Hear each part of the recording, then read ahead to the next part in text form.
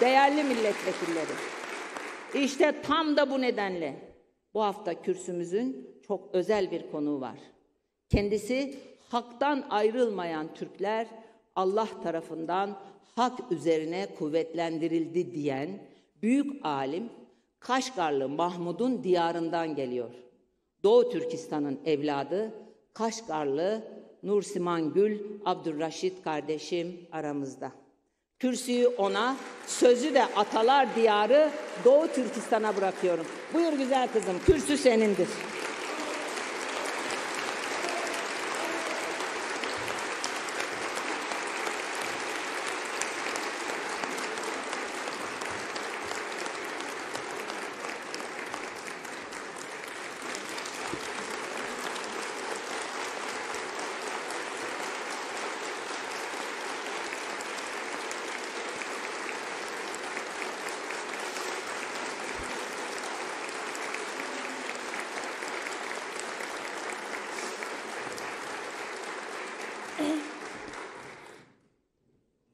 Herkese çok teşekkür ederim. Çok değerli Genel Başkanım Sayın Meral Akşener hanımefendi, sayın milletvekillerim, sevgili kardeşlerim, hepinizi sevgiyle selamlıyorum.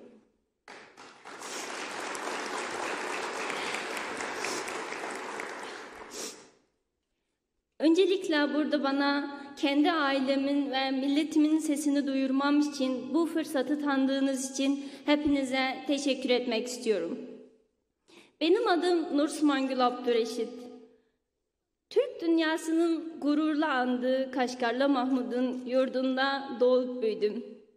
Ve doğduğum topraklara faydalı bir evlat olarak yetişmek için, onlara katkı sağlamak için çok çalıştım ve 2015 senesinde bu hayallerimin peşine koşmak için Türkiye'ye geldim. Beni Türkiye'ye uğurlarken annem, babam ve akrabalarım, kardeşlerim çok sevindiler ve benden büyük başarılar bekliyordu. Evet, başardım. Mezun oldum ve şu an İstanbul'da prestijli bir firmada çalışıyorum. Ama maalesef sevincimi ailemle, kardeşlerimle paylaşamıyorum. İnanın ki şu an bulunduğum bu durumu Allah düşmanımı bile vermesin dediğim bir durumdayım. 2017-18 Haziran'dan beri ailemle iletişim kuramıyorum. Ne akrabalarım ne kardeşlerime ulaşabildim. Tam 3 senelik çabadan sonra öğrendim ki annem, babam, abim ve küçük kardeşim ilk önce 21. yüzyılın toplama kampları götürülmüş, sonradan hiçbir gerekçe gösterilmeden hapse çarptırılmış. İzninizle ailemin fotoğrafını göstermek istiyorum. Babam, Abdurreşit Toftu, 55 yaşında emekli memur, 16 yıl 11 ay hapse çarpıtılmış. Bu benim sevgili annem Tacigül Kadir. 52 yaşında 13 yıllık hapse çarpıtılmış. O benim abim Ahmetcan Abdurreşit, 34 yaşında, abim de 7 senelik hapse çarpıtılmış.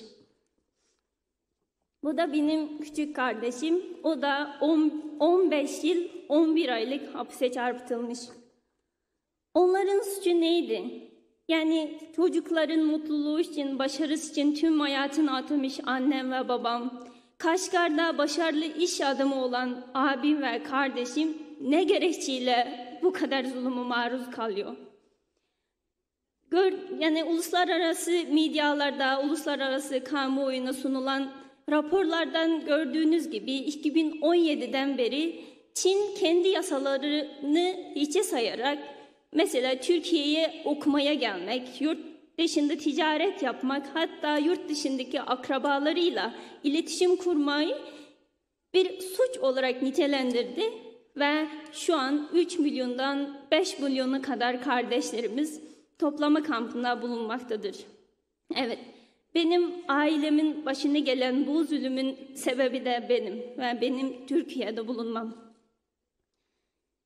2017 Haziran'da iletişim kesildikten sonra hep bekledim. Yani bir gün olmasa yarın benimle iletişimi geçecekler dedim. Ama olmadı. 4 sene, yaklaşık 4 sene oldu. Annemin sesini bile duyamadım.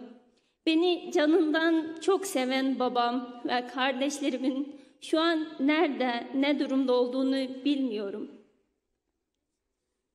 İnanın ki yani önünüze çıkan herhangi bir Doğu Türkistanlı kardeşlerinizden sorarsanız benimle aynı olan acı gerçekleri size anlatır. 90 yaşındaki dedesi, anne babası yani 30 senelik memur olan annesi, hatta Türk vatandaşı olan kardeşinin nerede olduğunu bilemeyip de onların toplama kamplarında hayat olup olmadıklarını öğrenmek için İstanbul'un sokaklarında kendi sesini duymaya çalışan kardeşlerimi her yerde görebilirsiniz. Benim de bir çocuğum var. Yani bir an gözüm önünden kaçarsa ödüm kopuyor. Benim Ankara'ya geleceğimi öğrendikten sonra çok üzüldü. Yani benden ayrı kalmak istemiyordu. Hatta bir resim çizmiş ve çantama koymuş. Anne sana eşlik etsin çünkü ben seni çok özlüyorum. Belki sen de beni özlersin dedi.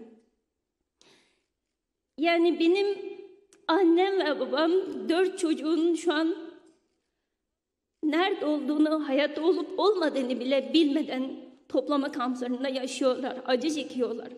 Ve ben de onların hayatta olup olmadığını bilmeden koskoca 4 sene geçirdim. Benim feryadım siyasi değildir. Ben sadece bir insan olarak annem babamı görmek, onlara sarılmak, insan gibi yaşamak istiyorum. İnsanlıktan, Müslümanlıktan, Türklükten yardım bekleyerek 4 sene geçti. Ama toplama kampları hala orada, hatta büyüyorlar.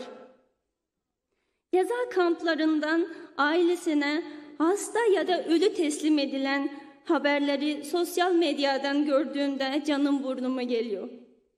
Her geçen gün can kaybı artıyor ve oradaki işkenceleri, tecavüz olayları sizlere anlatmaya dayanamıyorum. Uygur gençleri köle işçi olarak çalıştırılıyor.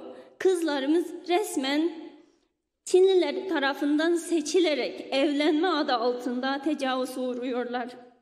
Anne babasız çocuklar çocuk kamplara götürülerek kendi dili ve dininden kopartılarak birer Çinli olarak yetiştirilmektedir.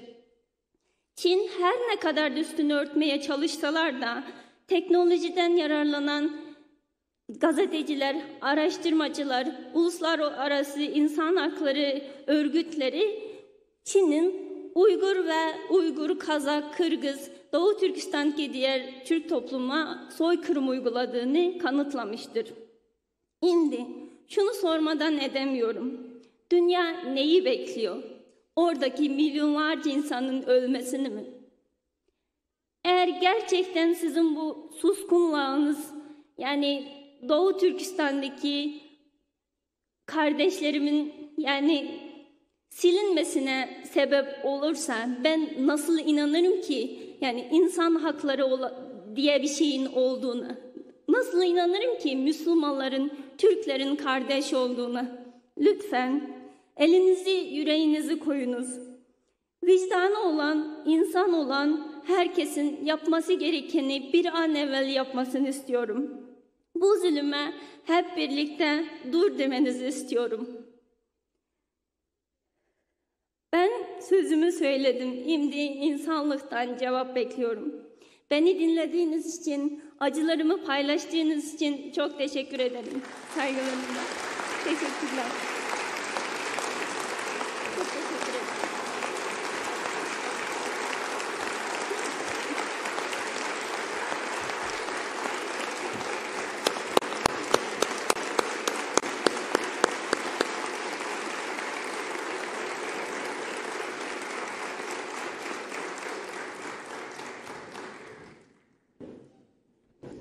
Sağ ol kızım, var olasın.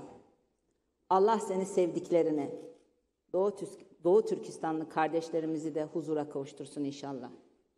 Esir iken Kırım, Kerkük, Türkistan, bana zindan olur Maraş, Elbistan. İbn Sina, dedem Korkut, Alparslan, susarsam hakkını helal etmesin.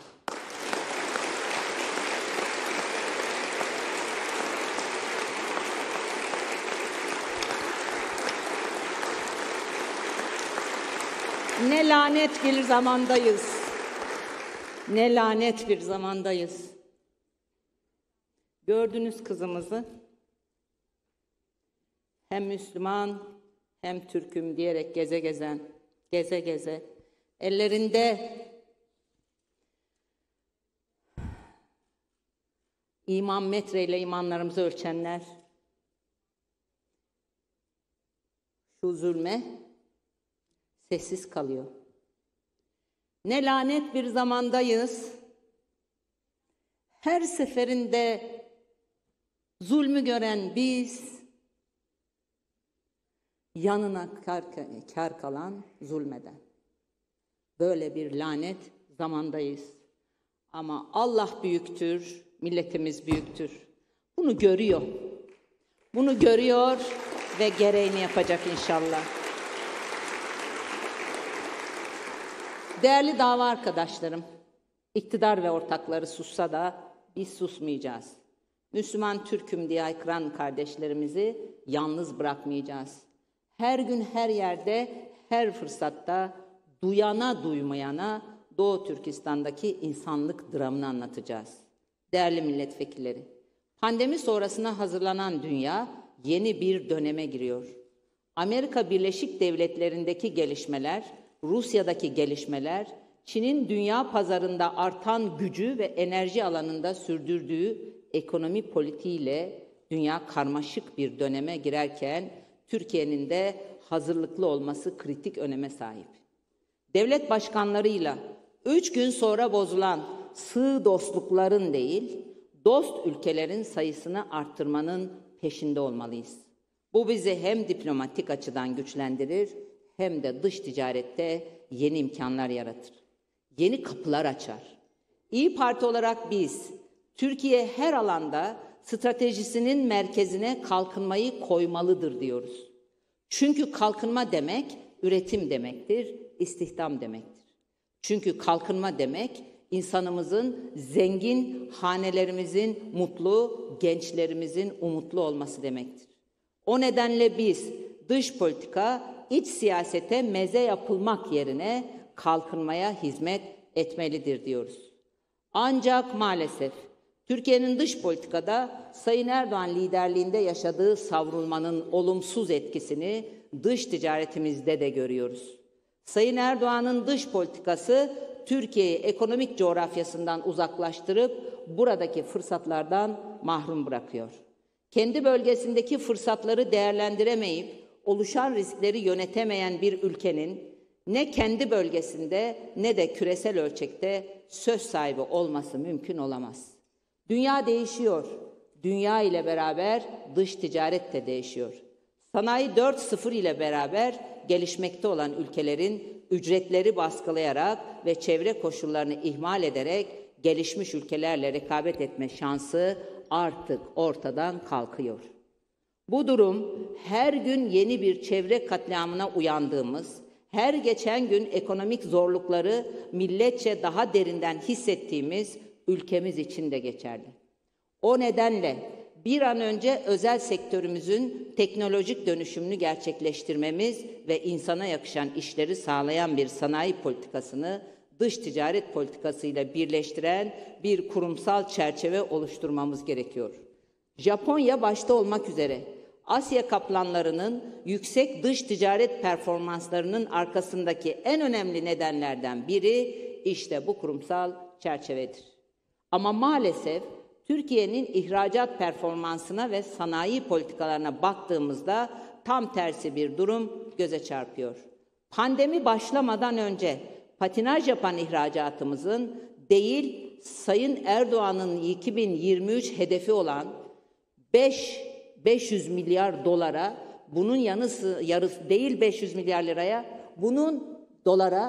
bunun yarısına bile 2023'te ulaşması imkansız. Harvard Üniversitesi Büyüme Laboratuvarı'nın Ekonomik Yetkinlik Endeksinde Türkiye maalesef 40. sırada yer alıyor. Dünya Ekonomi Forumu'nun teknolojiye hazırlık raporunda ise Türkiye teknoloji ve inovasyon alanında 54, küresel ticaret ve yatırım alanında 57, ekonomiye yön veren kurumlarının etkinliğinin ölçüldüğü kurumsal çerçeve alanında 64, beşeri sermaye alanında ise 72. sırada yer alıyor. İşte size bu kürsüden hep bahsettiğim kurumsal erozyonun, inovasyon ekosisteminin bozulmasının, eğitim politikalarının çağın gerekliliklerine uygun bir şekilde tasarlanmamasının acı sonucu. Sayın Erdoğan ve yanına doldurduğu beceriksizler ordusu, marifetiyle küresel rekabetçilik alanında geriye giden bir Türkiye ile karşı karşıyayız. Dava arkadaşlarım, İYİ Parti olarak iktidara geldiğimizde ilk iş, Türkiye'nin dış ticaret politikasının ve sanayi politikasının birbirini destekleyecek şekilde tasarlanıp uygulanacağı bir kurumsal çerçeveyi oluşturacağız. Çünkü bizim hedefimiz şirketlerimizin rekabetçiliğini arttıracak politikaları uygulayarak onları zengin ülkelerin pazarlarında gelişmiş ülkelerle rekabet edecek bir yapıya kavuşturmaktır. Uluslararası ticaretin temel kuralıdır. Zengin ülkelerle rekabet edersen onların gelir seviyesine yükselirsin. Fakir ülkelerle rekabet edersen onların gelir seviyesine düşersin. O nedenle bizim nihai hedefimiz Türkiye'nin sanayicisini, Türkiye'nin ihracatçısını en zengin ülkelerin pazarlarında rekabetçi hale getirmektir. Çünkü sanayicimiz kazanırsa Türkiye kazanır. Çünkü ihracatçımız kazanırsa Türkiye kazanır. Sayın Erdoğan'ın dar vizyonu Türkiye'yi Bangladeş'le rekabet etmeyi layık görüyor olabilir. Biz Türkiye'nin potansiyelini görüyoruz. Milletimize inanıyoruz. O nedenle İYİ Parti iktidarında biz Türkiye'yi önce Polonya'yla sonra Almanya'yla rekabet eder hale getireceğiz. Bundan kimsenin şüphesi olmasın. Değerli milletvekilleri, dünyadaki iktisadi ve ticari dengeleri değiştiren bir başka gelişme de bölgesel ticaret anlaşmaları. Geçtiğimiz yılın sonunda Asya ve Pasifik ülkeleri dünyanın en büyük bölgesel ticaret anlaşmasını imzaladılar. ABD'nin yeni hükümeti de transatlantik ticaret ve yatırım ortaklığını Avrupa Birliği ile yeniden görüşmeye sıcak bakıyor. Bu ne demek? Bu bütün dünyada ticaret bölgeselleşiyor demek. Bu gelişmeleri doğru değerlendirmezsek bu bölgelerin kesişim noktasında çok büyük bir avantaja sahip Türkiye önemli risklerle karşı karşıya kalır. Buradan iktidara çağrıda bulunmak istiyorum. Bu yeni gelişmeleri dikkate alarak mevcut bölgesel ticaret anlaşmalarını, Türkiye'nin dış ticaret imkanlarını daha da genişletecek şekilde revize edin. Yeni ticaret anlaşmaları için zemin arayın. Biz İYİ Parti olarak Türkiye'nin çıkarını olduğu sürece tüm ülkelerle yapılacak ticaret ve yatırım anlaşmalarını destekleriz. Tek şartımız var. O da başka ülkelerle geliştirilen ikili ilişkilerin şeffaflık kriterleri çerçevesinde yapılması.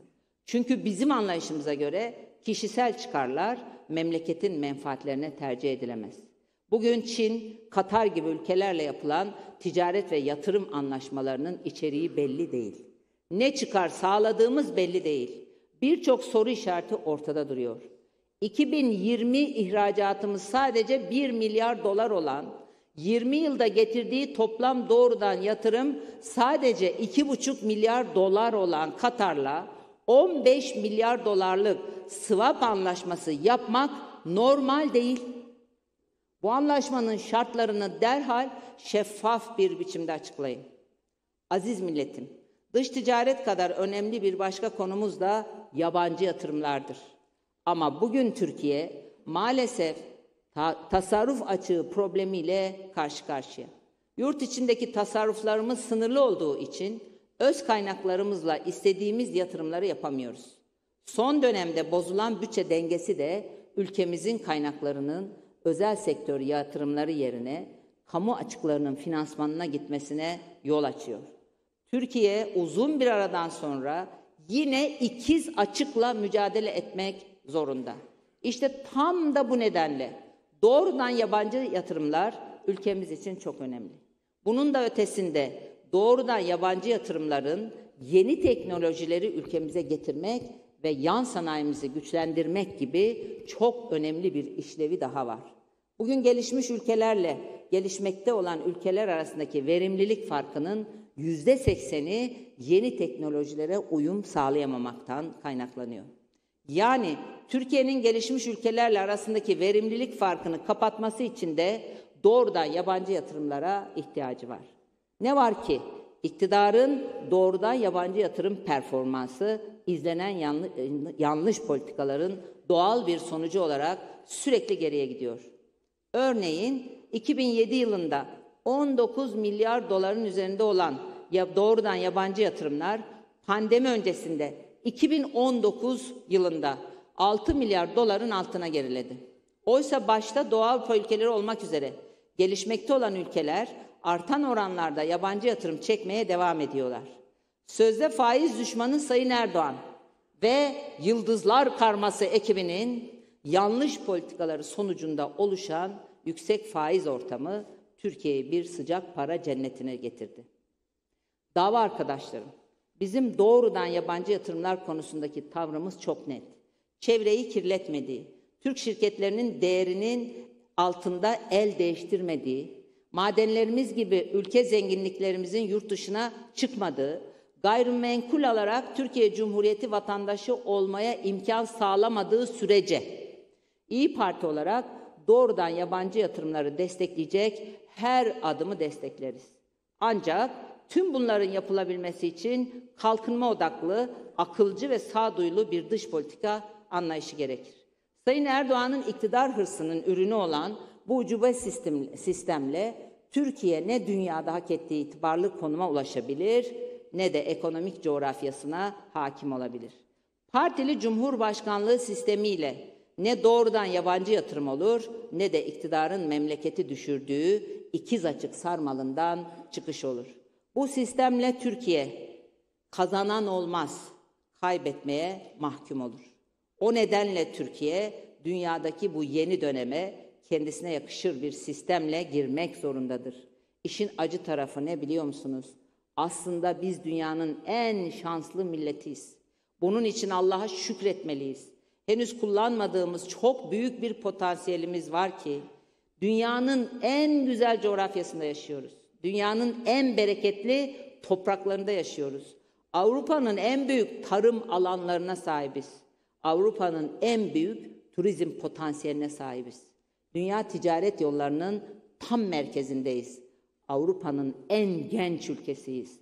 Ama bu zenginliği doyasıya yaşamamız gerekirken biz maalesef işsizliği konuşuyoruz. Biz maalesef kapanan dükkanları, borç batağına düşmüş emeklileri, küçülen ekonomiyi konuşuyoruz.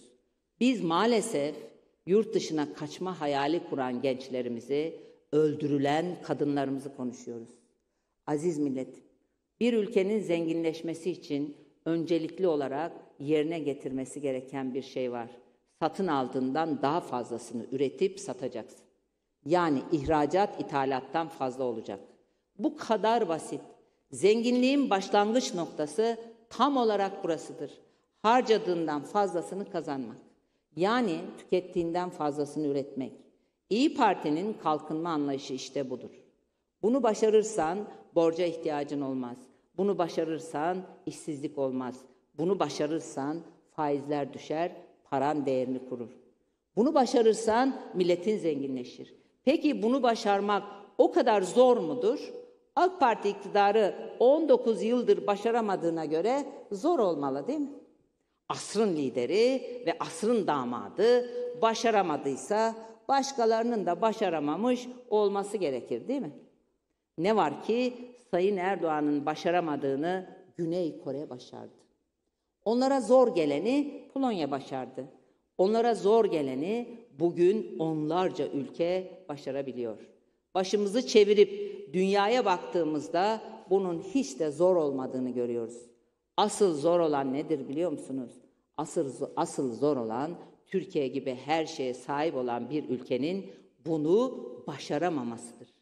Bu takdire şayan başarısızlığından ötürü başta Sayın Erdoğan olmak üzere emeği geçen tüm AK Parti yöneticilerini ve ortaklarını en derin kalbi şekilde tebrik ediyorum.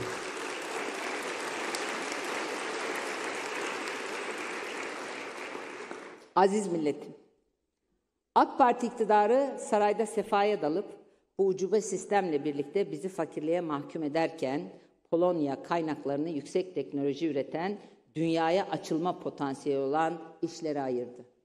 10 yıl önce aynı yerdeydik. Bugün bir Polonya vatandaşı bir Türk vatandaşından 2 kat zengin. Sayın Erdoğan kaynaklarımızı eşi, dostu, yandaşı zengin etmeye harcarken Güney Kore teknolojik gelişime ve eğitime kaynak ayırdı. Bugün bir Güney Kore vatandaşı bir Türk vatandaşından 4 kat daha zengin. Ve ne kadar acıdır ki bu ülkelerin ne Türkiye kadar geniş tarım alanları var ne de Türkiye kadar engin turizm kaynakları var. Bu ülkeler doğal kaynak ve coğrafi konum açısından Türkiye'ye göre dezavantajlı ülkelerdir. Şimdi bir kez daha soruyorum. Tükettiğinden daha fazlasını üreten bir Türkiye inşa etmek bu kadar zor mu? Elbette hayır, elbette hayır. Sayın Erdoğan için imkansız olabilir ama İYİ Parti iktidarında zengin, güçlü ve mutlu bir Türkiye'yi kurmak çok kolay. Çünkü onların hayallerinin bittiği yerde İYİ Parti'nin gerçekleri başlar. Vizyonumuz belli, planlarımız hazır. Milletimizin dertleri için çözümlerimiz hazır. Bizim yolumuz kalkınma yoludur. Bu yolun yokuşu, virajı yoktur. Bu yol dosdoğru zenginliğe gider. Ama bu yolun olmazsa olmaz bir şartı var. Her şeyden önce doğru dürüst bir sistem ister. Dürüstlük ister, liyakat ister, şeffaflık ister, hukuk ister, adalet ister, demokrasi ister. Bunları tesis edip üzerine de aklı ve hakkı ilave ederseniz, akıl ve hak, milletimiz öyle kısa sürede refaha kavuşur ki herkes şaşar kalır.